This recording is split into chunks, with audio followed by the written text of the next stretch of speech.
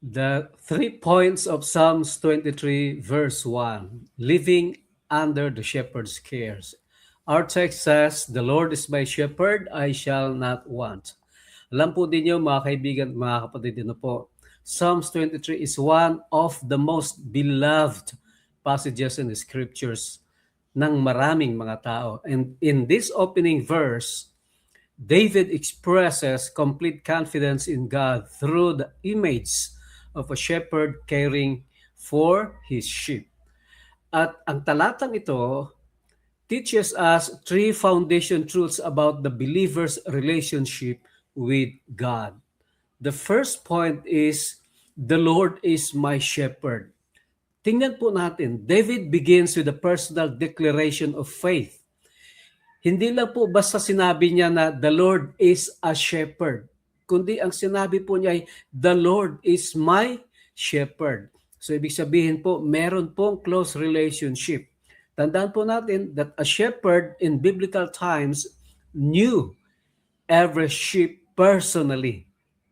Kaya nga po, the sheep guided, protected, fed, healed, and even risked his life for the flock.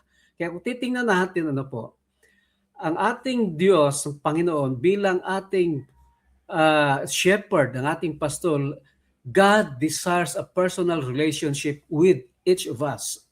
He is not a distant shepherd, ano po? Or a distant creator, but a caring shepherd who always walks with his people every day. Kaya nga po, si Jesus Christ identifies himself as the good shepherd in John chapter 10, verse 1. Ang sabi nga po, the good shepherd knows his sheep, no, by name and lays down his life for them. Parang isang ilustrasyon lang po yan, ano po. Ang isang bata, ano, kahit po na doon sa maraming mga tao sa airport, in a crowded airport, is not afraid. Hindi siya natatakot. Why? Because the child is holding the hands of a loving parent. So likewise, tayo mga kaibigan, mga kapatid, believers can face life's uncertainties because they are under the care of the good shepherd. So you may ask yourself right now, no, by asking this question, am I allowing Christ to lead my life? Do I trust his guidance even when I cannot see the road ahead? Something like that. So remember, security begins when we recognize that Jesus as our personal Savior. Ano po? Kaya nga po, ay the Good Shepherd provides everything. That's the second point. No? Sabi po ni David, I shall not want. David is not saying that believers will receive everything they desire. Rather, he is expressing confidence that God will provide everything necessary for His purposes. No, kapag merong layunin ang Panginoon sa iyo at sa buhay ko, no, He provide everything. The shepherd knows what his sheep need.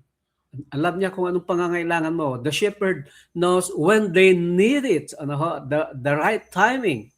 And then the shepherd knows how to provide it. Kaya nga po, mga kaibigan at mga kapatid, God's provisions includes more than material blessings. He also provides peace in anxiety. He provides strength in weaknesses. He provides wisdom in confusion, comfort in sorrow, grace in failure, and hope in despair. To give you an illustration po, a shepherd carefully leads his sheep to green pastures and clean water. Alam po ninyo, the sheep does not know when the pasture is, but the shepherd does. Amen?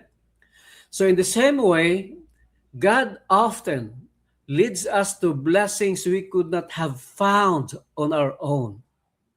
Kaya instead of focusing on what is lacking, thank God for His daily provision and trust Him with your future needs. Remember, God faithfully provides that his children, or what his children truly need. Point number three, the shepherd gives me confidence for the journey. Because the Lord is David's shepherd, he can live with confidence rather than fear. Tandaan po natin, David's confidence is not based on his own strength, his wealth, or his abilities, or his circumstances. His confidence rests entirely on the shepherd. Okay? Kaya nga po, faith replaces fear when we remember who is leading us. Remember, when you feel afraid, that means you have faith. Because in the absence of faith, no, ay nararamdaman natin ang takot. So even when the path becomes difficult, the shepherd never abandoned his sheep. Parang ano lang po yan, parang isang bagyo. Halimbawa, kayo nakasakay sa isang daong o sa barko during a storm. A passenger remain calm because they trust the captain steering the ship. So likewise, we Christians, Christian can face life's storm with confidence because Christ remains in the helm.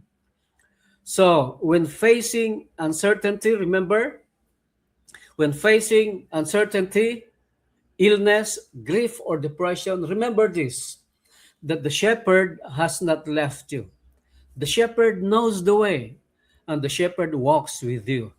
So remember that our confidence comes from the shepherd, not from our circumstances.